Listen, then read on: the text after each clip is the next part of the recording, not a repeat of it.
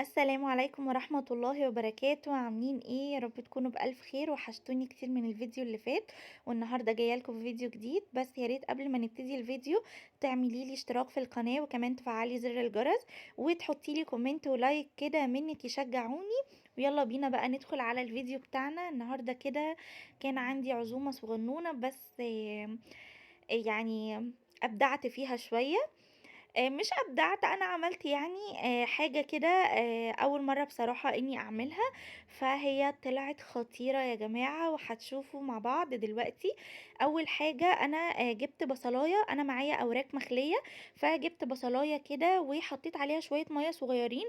أنا كنت عايزة أعملها زي عصير البصل، و علشان تنزل تبقى ناعمة خالص كده، اللي هو ما آخُدش مَيّتها وأسيب البصل، لأ أنا عايزة البصل برضه.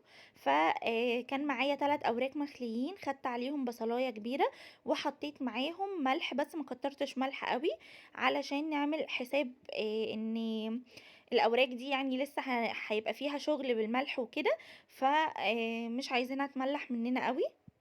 وحطيت بقى كمان معلقة كده فلفل اسود ودعكتهم بقى في بعض، خليت البصل والفلفل والملح كده دخلوا في كل حتة في الأوراق.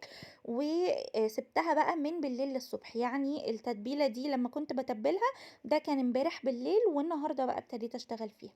النهاردة بقى جبت معاكم كده حلة وهقطع فيها بصلاية مكعبات، وما اعرفش مالي النهارده كسلت انزل الكبة، فقلت خلاص مش مشكلة هعملها على ايديا. هقطع بقى البصلة دي كده معاكم مكعبات زي ما انتم شايفين، وحاولوا المكعبات برضو ما تبقاش كبيرة، يعني صغروا المكعبات بتاعتها على قد ما تقدروا. الروب ده بقى يعني هيبقى صديقي طول الشتاء، ف استحملوني بقى بيه، هتشوفوني بيه كتير قوي، لان انا عندي زي ما قلت لكم الشقة تلج، فمهما لبست مهما تقلت هو الروب ده علشان فرو يعني بيدفيني جدا. فبصراحة معظم الوقت ببقى لابساه. عندي واحد تاني برضو بس مش بيدفيني زي ده، فهتلاقوني هو ده اكتر واحد ببقى لابساه وهتشوفوني بيه كتير.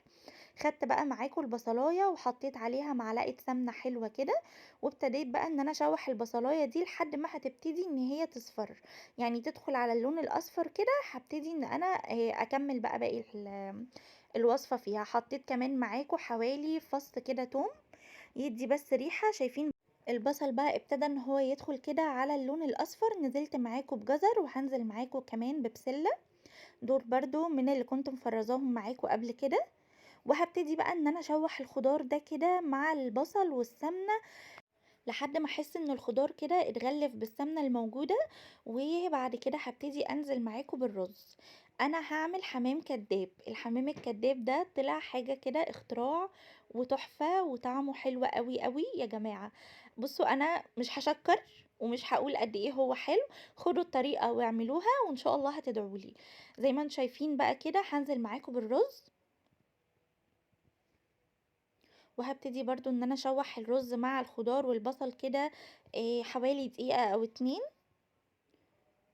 وبعد كده هانزل بقى بالمعيار بتاع الرز. أنا هنا هاحط الرز يعني عايزة أسويه نُص سِوَى، تمام، ومش هاحط عليه غير ملح وفلفل أسود بس يا جماعة، هو ملح وفلفل أسود بس، وهيبقى طعمه خطير وريحته حلوة أوي، أوي، أوي. هاشوّحه برضه كده بالبهارات ثواني، وبعد كده هانزل. أنا هنا كنت عاملة ل3 أوراق حوالي كوباية إلا ربع رز كده، تمام.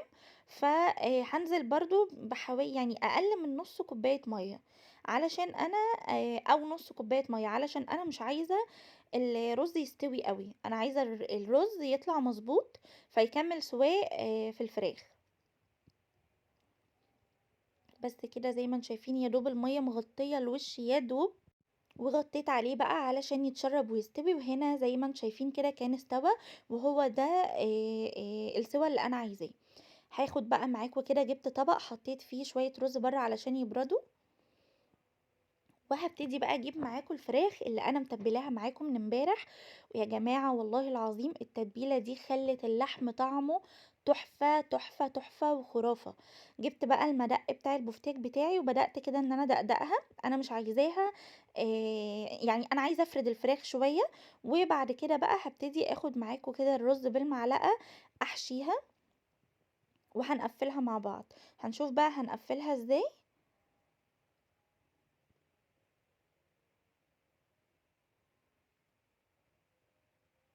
حاولوا ما تملوش رز أوي، علشان لا قدّر الله ما يفرقعش برضه منكم أو الرز ما يطلعش لبرّه. يعني املوها على حسب حجم الورك اللي في إيدِك، علشان تقدري إن أنتِ تقفّليه براحته والرز جوّه يكمّل السِوَى بتاعه براحته. هابتدي بقى كده إني أقفّل الحمام الكداب، باخد كده يعني بالِمّه كده على بعضه وباقفّله بالsticks اللي هي الخشب دي. ما شاء الله ما بيفتحش ولا بيحصل فيه أي حاجة، لأ كان تحفة.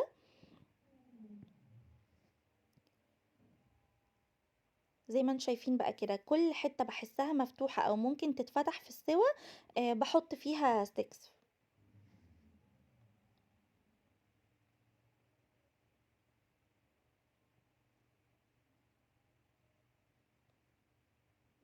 أحاول كده أضبطه من كل الاتجاهات وشوفوا بقى شكله وإحنا يعني بعد ما نقفّله.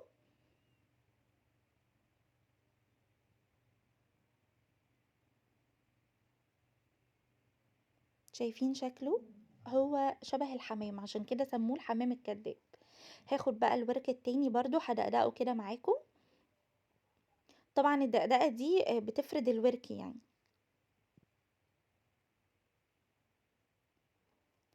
وهاحشيه بنفس الطريقة وهاقفّله برضه معاكم بنفس الطريقة، بس أنا حبيت أعمل معاكم 2 علشان تشوفوا أنا حشيته إزاي وقفّلته إزاي. وما شاء الله ما فيش واحدة فيهم اتفتحت ولا في واحدة فيهم خرج منها أي رز. وكان طعمه خطير يا جماعة، خطير تحفة. الحشوة دي بقى بتاعتِك، عايزة تحشيه برز وكبد وقوانص براحتك، عايزة تحشيه برز وخضار زي ما أنا عملته كده براحتك، عايزة تحشيه برز بس تشوحي البصلاية وتنزلي بيها على الرز وملح وفلفل أسود وتسويه نُص سِوَى وتحطي معاه فص توم برضه، بس هيبقى تحفة. بس كده أنا كده بقى هنا كنت خلّصت خلاص الحمام الكداب. جِبت بقى الصينية ورصّصته كده، علشان أنا هادخّله الفرن، أنا مش هاسلقه.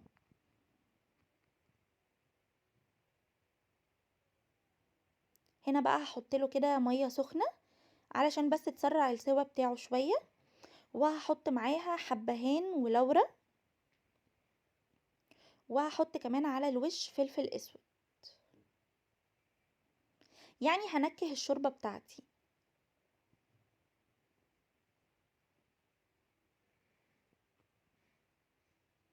دخّلته بقى الفرن وجِبت كده معاكم صينية، هاعمل معاكم صينية بطاطس. ابتديت كده إن أنا أقطّع معاكم البصل جوليان، وممكن برضه تقطّعيه مكعبات براحتك، يعني تقطيعة البصل دي براحتك، بس أنا باستسهل الجوليان يعني، فعملتها جوليان. أحط بقى ملح وفلفل أسود. جِبت بقى جوانتي وهادعك البصل ده كده بالبهارات، يعني لحد ما ريحة البهارات كده أحس إن هي ريحتها طلعت. هاجيب بقى البطاطس، أنا حاولت إن أنا أعمل كذا صنف بس ما كتّرش، لإن أنا من الناس اللي ما بتحبش الأكل يترمى ولا يبات كتير. الأكل لو بات أصلًا مش بنعرف ناكله، يعني مش أي أكلة بنعرف ناكلها لو باتت. فأنا بافضّل إن أنا أعمل الأكل اللي يشبعنا ويزيد، بس ما اكترش أوي، أوي علشان لا قدّر الله ما ارميش أكل، باستحرم بصراحة إنه يترمى، وفي نفس الوقت إحنا مش بنحب الأكل البايت قد كده.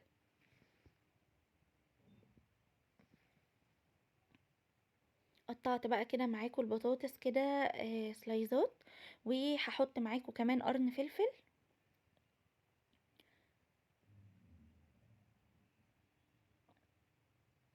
قولوا لي بقى مين جرب الحمام الكداب قبل كده ومين حبه. انا بصراحة حبيته جدا وهعتمده بعد كده يعني. ف لا هو خطير بصراحة، يعني اختراع خطير اللي اخترعه.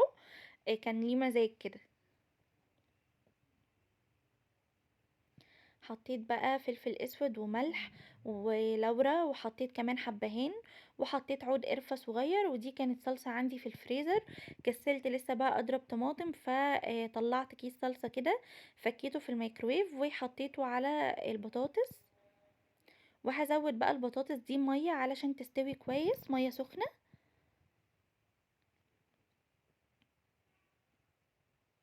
زي ما انتم شايفين كده زودت المية وظبطت البهارات بتاعتها، حطيت برضو البهارات ملح وفلفل اسود والبهارات الصحيحة اللي انا قلتلكوا عليها. هنا بقى حسيتها مش حمرا كده زي ما انا بحبها، فخدت لها معلقة صلصة. بس كده هروح ادخلها الفرن.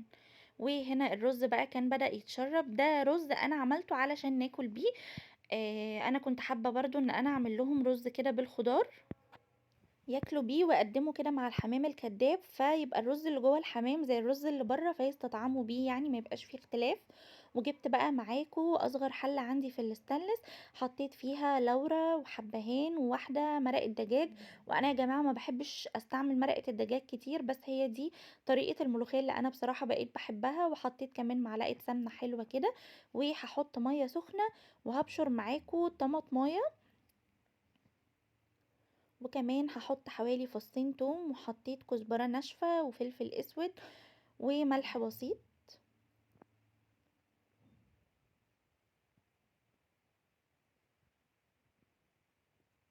زي ما انتم شايفين بقى كده هبتدي ابشر معاكم طماطمية صغيرة خالص، اصغر طماطمية عندي بشرتها. بتدي تسكيرة حلوة كده للملوخية وبتبقى حلوة قوي.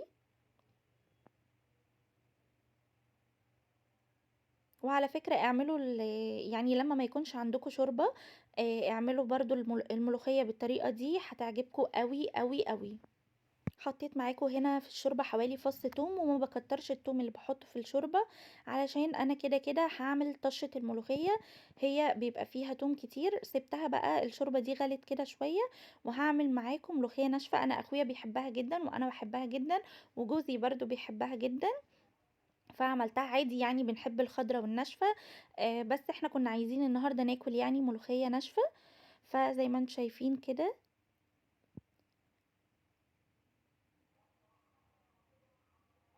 هركن بقى الملوخية على جنب بعد ما ظبطت كده القوام بتاعها، وهجيب طاسة صغيرة فيها معلقة سمنة وهحط فيها معلقة توم.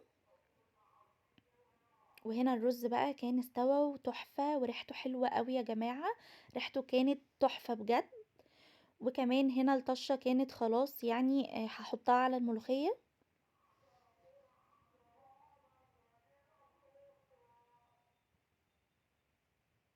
شايفين بقى قوام الملوخية حلوة ازاي. وهنزل بقى بالطشة على الملوخية وشموا الريحة، كانت برضو خطيرة. انا على فكرة أنا مش باشكّر في أكلي، أنا بجد لمّا يعني أنا باكون باعمل لكم الفيديو ده بعد ما أكلت، فأنا باحس إن طعم الحاجة فعلًا حلو، فخلاص باقول إن هي حلوة، فاهمين قصدي؟ جِبت بقى معاكم كده معلقة صلصة وحطيت عليها ملح وفلفل أسود ورشة كاري صغيرة، ويعني شعرة كده من دبس الرمان وزيت.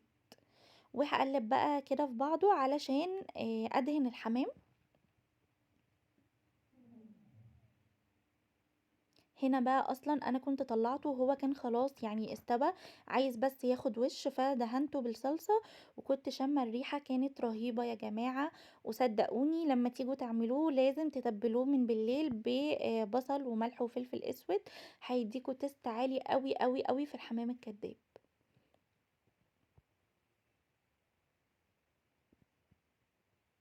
رجعته بقى كده ياخد وش، وهنا كان طلع وشايفين شكله تحفة ازاي.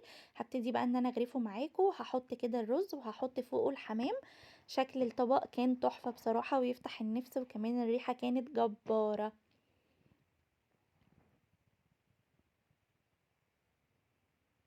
سويت كده الرز وهبتدي بقى احط معاكم كده الحمام على الوش.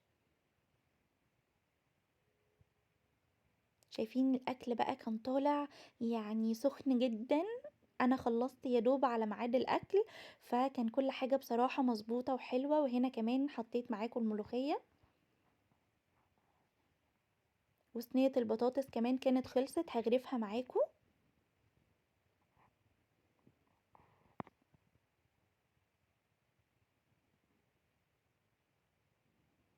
حتى صينية البطاطس كانت برضه طعمها حلو أوي. جماعة جرّبوا تحطّوا عود القرفة الصغير ده بيدّي للبطاطس طعم خطير، خطير، وبيخلّي طعمها حلو أوي، ده للناس يعني اللي بتتقبّل طعم القرفة وبتحبها. وبس كده، ده كان الأكل بتاعي، كان ما شاء الله حلو أوي، وعجب أخويا وعجب جوزي جدًا، جدًا. وده كان الفيديو بتاعي، وده كان شكل الأكل بتاعي. يا رب يكون فيديوهاتي خفيفة على قلوبكم. أشوفكم على خير في فيديو جديد، ومنتظرة منكم إن أنتم تشجعوني. باي باي.